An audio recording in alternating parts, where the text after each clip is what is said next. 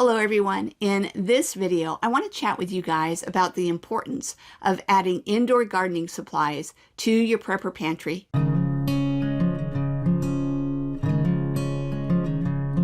I'm Rebecca from StockingMyPantry.com. So lately here on my channel, we've been having a conversation about whether or not I should publish indoor gardening content on this channel. So videos about things like AeroGarden, sprouting, that type of thing. And the vast majority of you said yes. Some of you were like, whatever. And just a very small percentage said, I'm going to unsubscribe if you do that. So I've decided to move forward with that, as I've already shared in another video. But what I want to talk to you about today is why. Why is that important? Why do I want to include that content on my channel? Is it just because I want to create content about AeroGarden? Well, yeah, I'd like to do that, but that's not really the motivating factor for me. That's not the why behind why I want to create that content for you. The why is because I feel like indoor gardening is an important aspect of food security. Now, even if you have an outdoor garden, there are reasons to have an indoor garden. Indoor garden, you're not subject to weather issues. You're not subject to pests. If things get really bad in the world, you're not as likely to have people stealing your stuff, because people may not even know that you're growing food indoors. So it's a more covert way of doing it. So regardless of what your situation is, indoor gardening is an important part of that. And so I'm actually going to pull a video from my archives and that I'm going to edit a little bit. And it really, I think, helps explain the why behind this. A spoiler alert, at the beginning of the video, I kind of like, what's the most important thing you should add to your prepper pantry, type of thing. And you already know I'm going to be talking about gardening stuff. But the reason why I want to encourage you to watch it is because before I made that video, I really sat down and I crunched the numbers. I looked at how much food we're supposed to store, especially if we want to have a 1-year food supply, how much per person. And quite frankly, unless you have just a huge basement or, something like that, it's very, very difficult to do that. So I kind of give you some examples, and then I talk about, for example, how much canned vegetables you would have to store to have enough versus how you can produce that amount of food right in your home or apartment, even if you're in a tiny apartment, using much fewer resources, much less space. So that's what this video is about. It's definitely a longer video than most of my videos, and I want to encourage you, though, to watch the whole thing because I really think that it will help you to think through how to have more food security, even if you live in a small space. So if you've ever thought, there's no way I can store a year's worth of food for 4 people, I'm not going to promise that you'll be able to if you incorporate these tips, but you'll be far more able to, especially in the area of vegetables, than you could otherwise.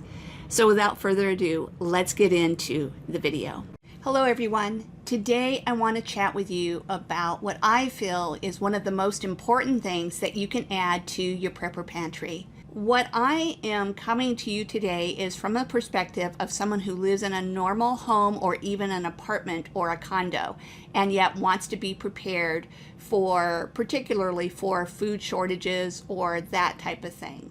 So lately I have felt compelled to add one particular category of item to my prepper pantry, and that's what I'm going to share with you today. Now, before I do that, I just want to show you, some of the typical things that we typically put in our prepper pantry. We have some beans, rice, and some canned goods. I've got some Spam, some tuna, smoked ham, pulled pork, and one of my favorites, which is chicken. Now, I also have some items such as oats, other starches like stuffing, instant mashed potatoes, and I have some dairy, I have some powdered milk and some canned milk. And I also have vegetables, and vegetables are the primary thing that I want to talk to you about today. That doesn't mean that the other items, such as the meat and the dairy, if you eat those types of things, and the beans and rice and oats and all of those things are not important. Those are important, but for the purpose of this video, I want to talk with you about fruits and vegetables, okay? So when we consider how much we should have in our prepper pantry, a lot of people set a goal of having a year's worth of food. And yeah, what does that exactly mean? So the good thing is, on something like this can of green beans, it tells you right on the can how many servings are in the can. So it's pretty easy to figure out.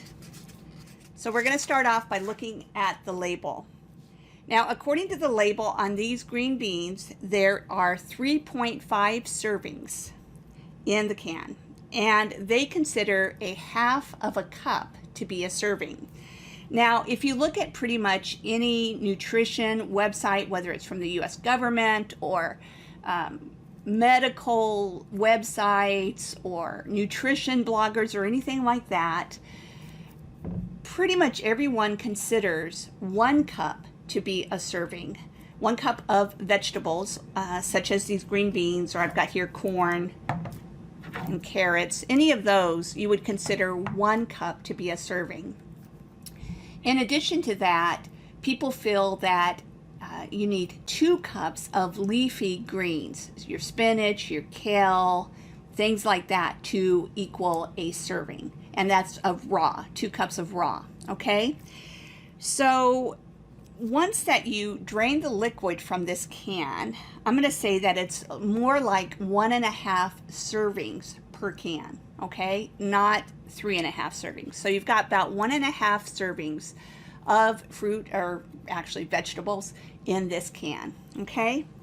Now, the USDA recommends that adults eat between 5 and 13 servings of fruit or vegetables per day. 5 and 13. So that's a lot, and I think a lot of us don't get that much. But for planning purposes, let's talk about the minimum, 5 servings. So about 5 cups of most fruit and vegetables, and that would be 10 cups of greens, or a combination of the two, okay?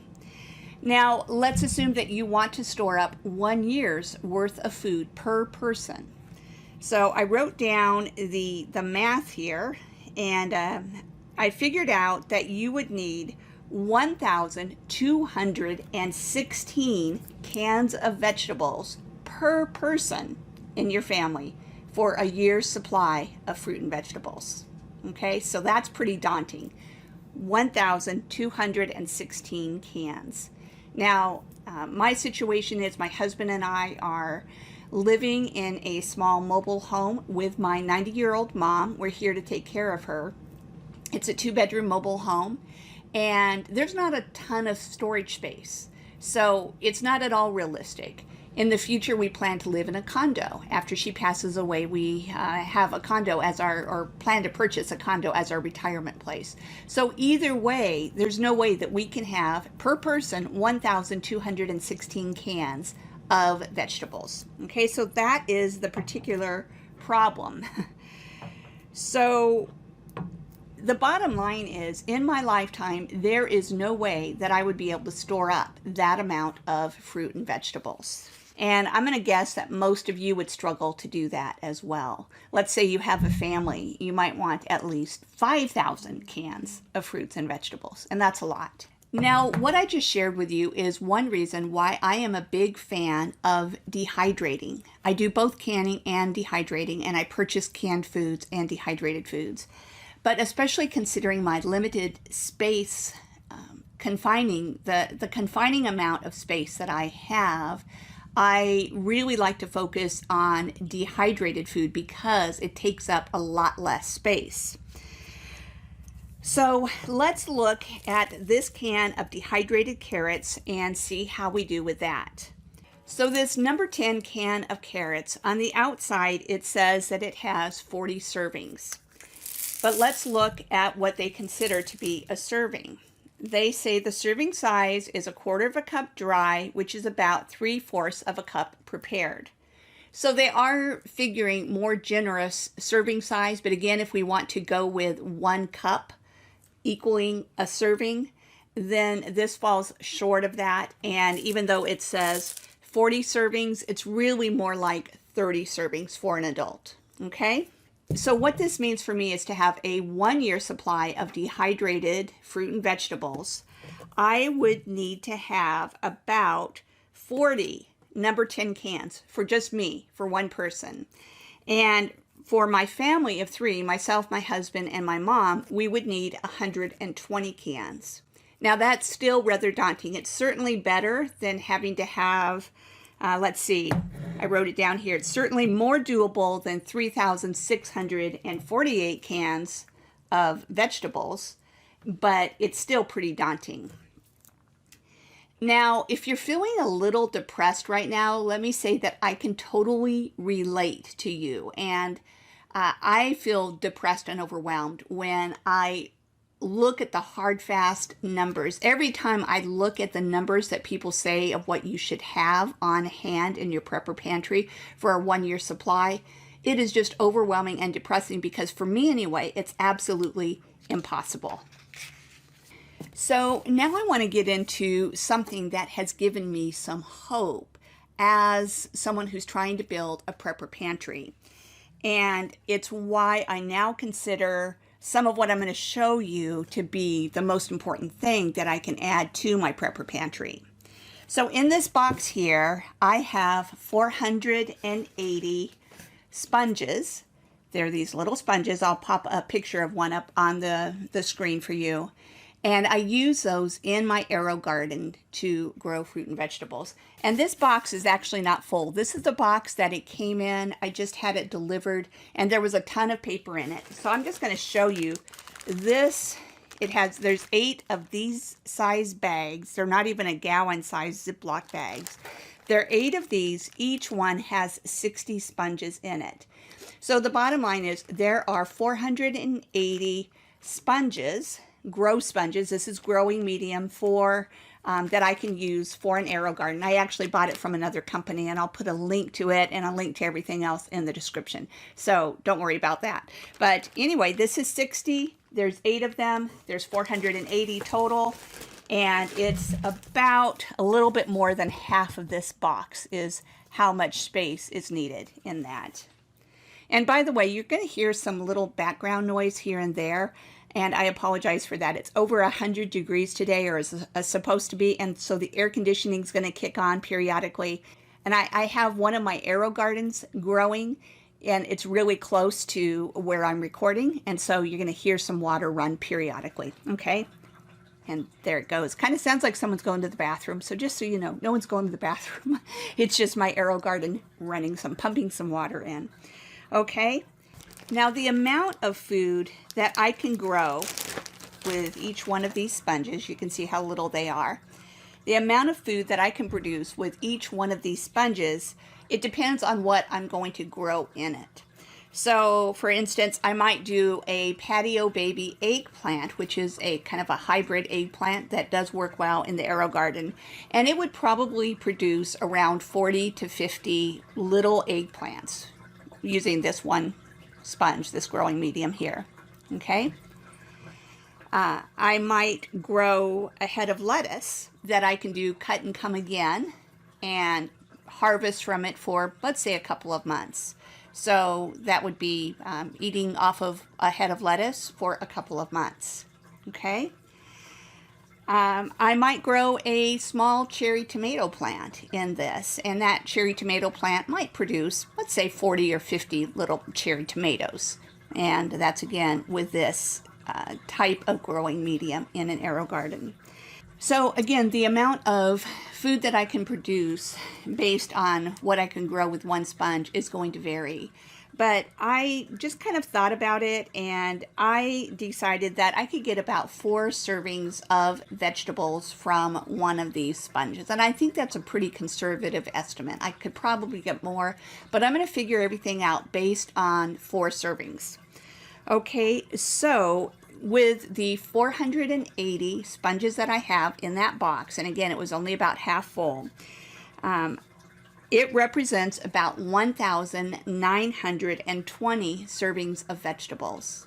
So for my family of 3, I'd need about 2 of these boxes of sponges, or I could order 2 and just combine them, and it would probably be about 1 box that size of one of those size boxes. I would need about that full to be able to provide enough fruit and vegetables for the year for my family. So you can see the difference between 3,648 cans of vegetables like this, or 120 cans of dehydrated vegetables like this, compared to a box like this. All right, so there's a huge difference there, and all of a sudden it's feeling more doable. Now, to be fair, I want to say that there are certain things that you cannot grow in an aero garden. You can't grow really big plants. So in the largest aero gardens, you can grow some varieties of, say, slicing tomatoes, but more likely you're going to grow cherry tomatoes. You can't really grow root vegetables. I have actually experimented and grown radishes, so I don't want to say it's impossible, but it's not ideal to grow root vegetables in an aero garden. So what I am doing is I recommend purchasing either fresh and canning or dehydrating myself, or purchasing dehydrated vegetables like this of carrots, onions, celery, that type of thing. Then also fruit such as strawberries and blueberries. You can grow strawberries in an aero garden, but it's kind of tricky and it's probably not going to produce a lot, okay? So I'd probably want to add in some canned fruit in addition to what I have to grow in the aero garden. You also have to have the aero garden machines, and I'm going to just pull one up to show you.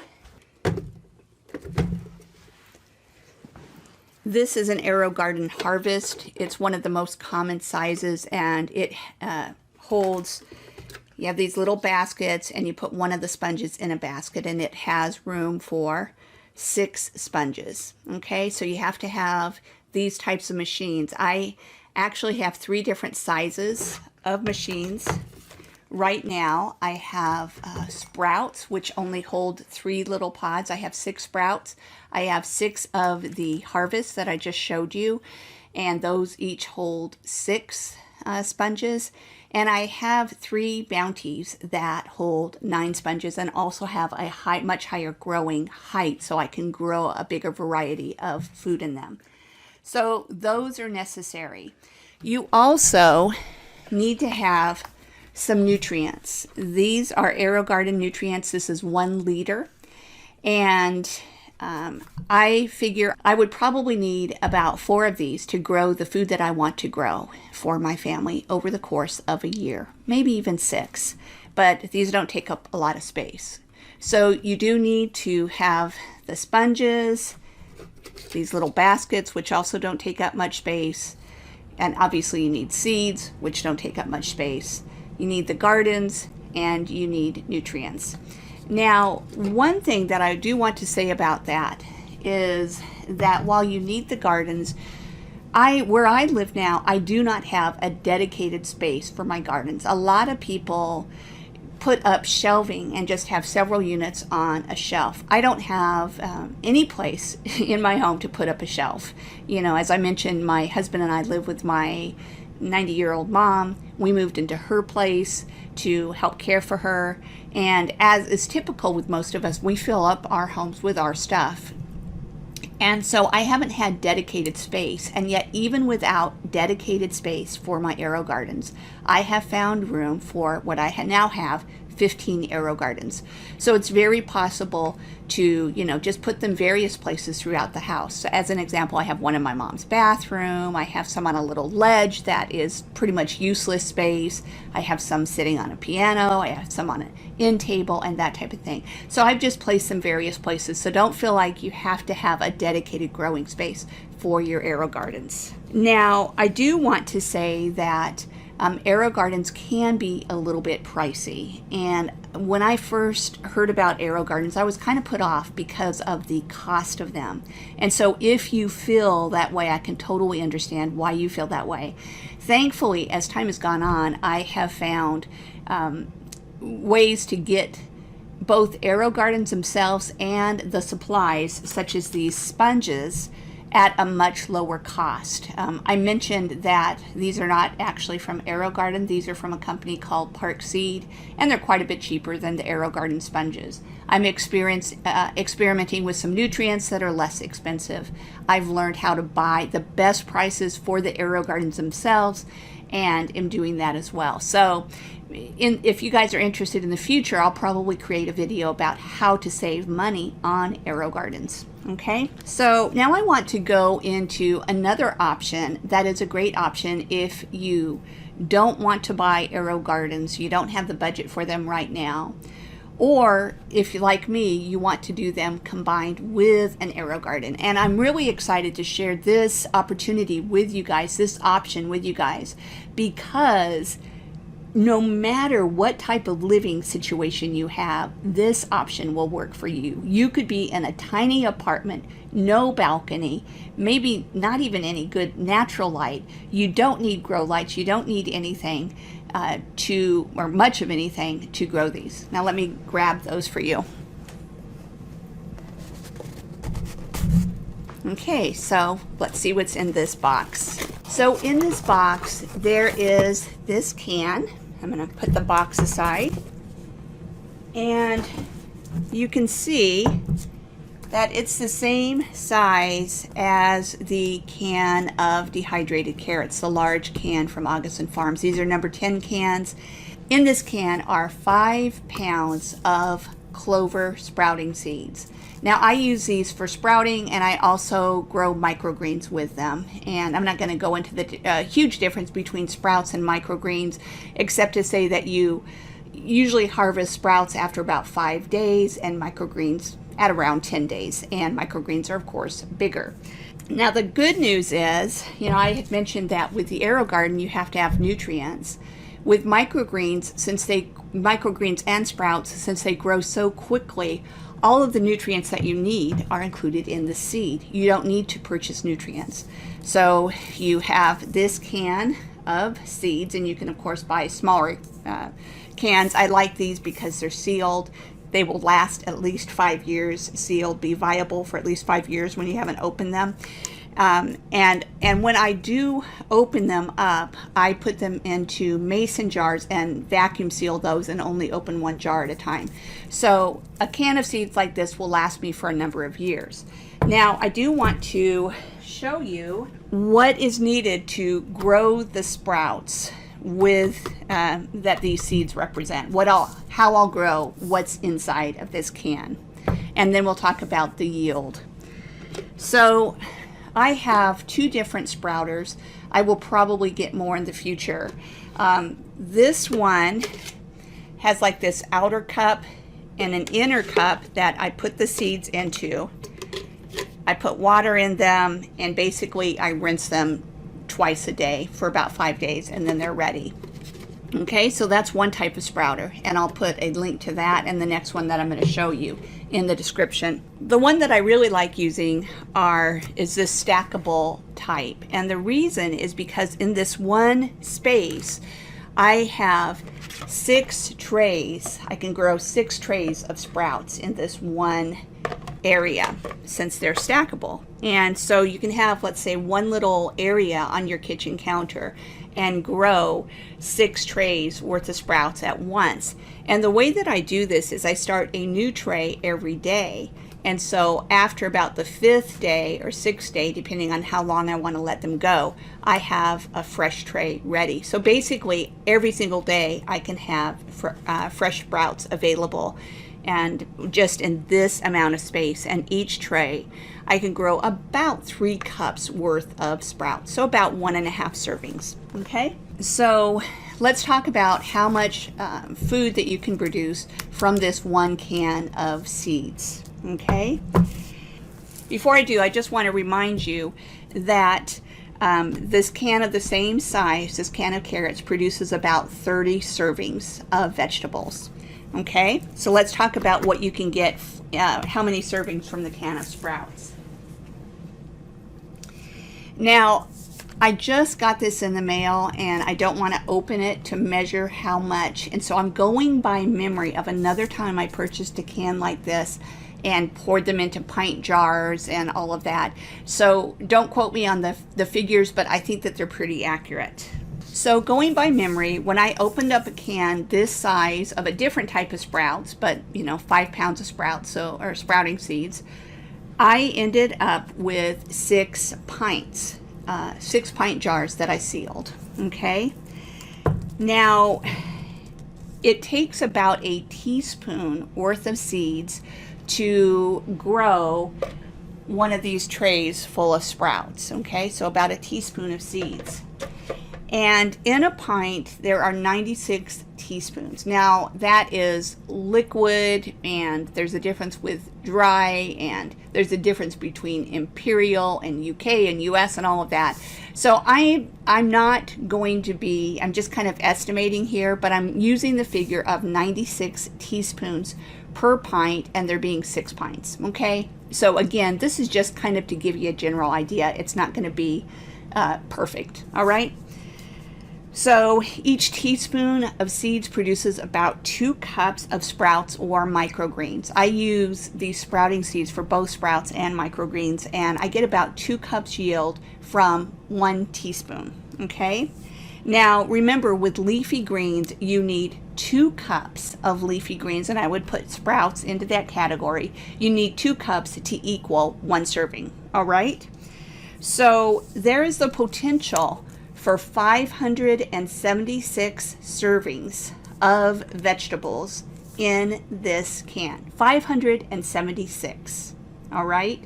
So compare that again with 30 servings in this can of dehydrated carrots. The potential of the sprouts is tremendous. Okay.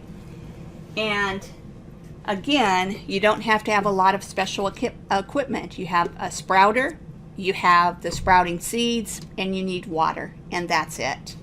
Okay. Now, going back to each adult needing 5 servings of vegetables per day, or 1,825 servings in a year. If this 1 can produces 576 servings of vegetables, and you need 1,825 servings a year, you would need a little more than 3 cans per person per year. Okay. Now, obviously, it would be really, really boring to eat nothing but sprouts for an entire year. So, but I just wanted to share with you the potential in terms of how much this can feed somebody, how few cans, how little space. So thinking about this, 3 cans per person per year for my family, that would be 9 cans. And yes, it would be boring. So what I recommend doing is combining sprouting with AeroGarden to make up the biggest percentage of the fruit and vegetables that you need for a year or for whatever period of time you want to prepare for, and then supplementing with other cans and dehydrated and things that you can yourself, that you dehydrate yourself, and so on for your fruit and vegetable needs. Now, there are a couple of other things that I want to address here. The first is that what I showed you in this video so far, other than what I showed you at the very front, but the main focus of this video is only for fruit and vegetables. Obviously, and I say obviously, if you're living in the city, if you are in a home without land, any land, if you're in an apartment or condo, that type of thing, you can't raise any meat. So it doesn't include meat, it doesn't include beans or rice or oats or any of those kind of things. This is only focused on producing a good amount of the fruit and vegetables that you need in a year. But speaking of a year, I want to address the issue of getting hung up on having a year's supply of food stored up. You know, a lot of us, including me, simply do not have the room for that. Even if I'm growing a lot of my own food indoors in the ways that I showed you, which takes very little space, I might be able to have enough fruit and vegetables stored up, but I'm not going to be able to store up the right amount of beans and rice and meat and all of that. So first I want to say, don't get hung up on having a year's worth of food. If you can, if you have the space for it and you have the means to keep adding to your prepper pantry and doing that, that's great. But don't get hung up on that. We all have different resources, different amounts of space available, different amounts of money to spend, and so on. So don't get overly hung up on that. But I do think that with this approach that I showed you today, even if you have a small amount of space, you can likely have a year's supply of fruit and vegetables, and then perhaps just a 2 or 3 or 6 month supply of the other things. So an important thing to keep in mind is that if you are able to do what I've shown you in today's video, sprouting and using an aero garden, then that frees up more space for other types of food. So for example, if you don't need to use up as much space, take up as much space for your fruit and vegetables, then that means you have more space to store other types of food, such as your meat and your rice and your beans and oats and all of those kinds of things as well. Now, I also want to talk about how you can combine growing your own food with the types of things that most of us think of with a prepper pantry. So for example, let's say that you have a can of spaghetti sauce, a package of spaghetti, and a pint jar of ground beef that you've canned. That's a good start on a meal, but something that would really finish it off would be just having a nice fresh salad with it. And just think about, if you're eating a lot of canned and dehydrated foods, what it's going to be like to have something fresh. And it's super easy in an aero garden to grow lettuce and cherry tomatoes. And so that will really complement the other things that you have in your prepper pantry. Now I want to address those of you who have room to grow a good amount of food in your backyard. If you're able to do that, good for you, and I want to encourage you to keep doing that. But consider adding some of what I showed you, either aero garden or I do, that type of thing, and sprouting. Add that into your overall plan. And the reason is that depending on where you live, you likely have at least part of the year where you're not able to grow anything. Now, you know, some people, I'm actually currently living in Southern California, so I can grow to some degree, I can grow year round. But, you know, there's still issues. I can't always grow. Like right now it's very hot and I do have some things growing, but again, I have limited space. But let's say you have a lot of space, but you live where there's a severe winter.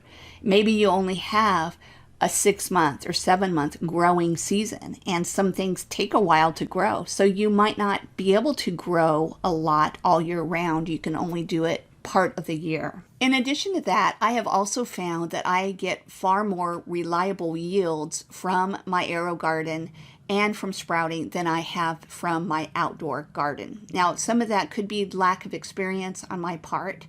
I am a new gardener. But there's been just a lot of things that have happened with my outdoor garden that I haven't had to contend with at all with my aero garden and sprouting, because of course I'm in a controlled environment when I grow indoors. I don't have pests.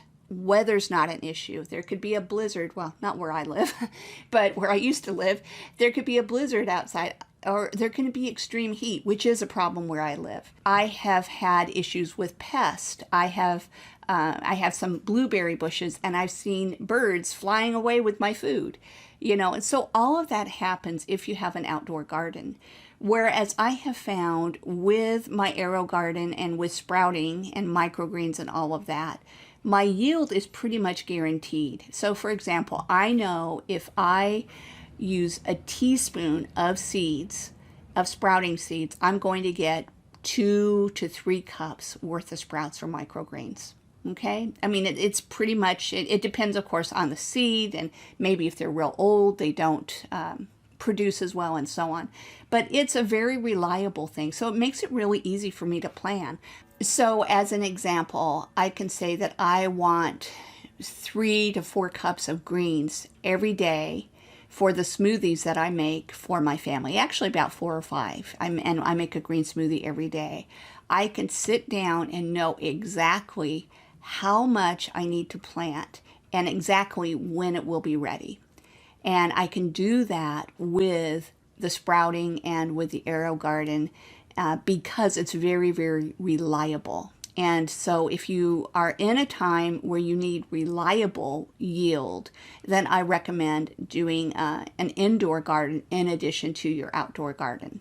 So the bottom line is that with an outdoor garden, there's a lot of factors. There's weather, there's insects, there's nutrient deficiencies in soil, there's bird or other animals that might eat more of your food that you are growing than you are getting yourself, and so on. Now, obviously, if you're doing well with growing fruit and vegetables outdoors, by all means, continue doing so. I'm not saying that this is a superior way of growing. If growing outdoors is working for you, keep doing it. But consider adding in this as a supplement or something that you do in the off season. Definitely, if you are living in an apartment, condo, townhouse, a place where you really cannot grow food outdoors, then I definitely want to encourage you to do what I've shared with you today. So the bottom line is that to build a successful prepper pantry, I want to encourage you to grow at least some of your food. Now, we're all consumers of food. You can't stay alive without consuming food. But I want to encourage you to focus not just on purchasing what you can consume, but begin to focus on what you can produce. And that has lately become kind of an obsession for me. A lot of what I am buying now are things like those sponges that I showed you, those 480 sponges. It's making sure I have the nutrients on hand. It's buying the can of sprouting seeds and things like that, because I have found that if I shift my focus from just what I can purchase and what I can preserve, which I still believe in doing, I still believe in buying from the grocery store, I still believe in canning and dehydrating. But if I can shift my focus from those things, doing those things exclusively, and start thinking like a producer of food, I'm going to be in a much better position to make sure that myself and my family have food, regardless of what's going on in the world, regardless of what's happening in the community, regardless of wars or famines or disruptions in the supply chain. And I think that I've shown you today that if you focus on the type of growing that I have demonstrated today, the AeroGarden and the sprouting is what I'm doing, then you can have what you need in your pantry to produce an abundance of food for you and your family, even if you live in a small place like a condo. So in future videos, I'm going to share more about how to grow some of your own food. I'm going to show you how to grow sprouts and microgreens, but I'm also going to share with you, take you along the journey of growing other things such as tomatoes and eggplants and peppers and so on in an AeroGarden.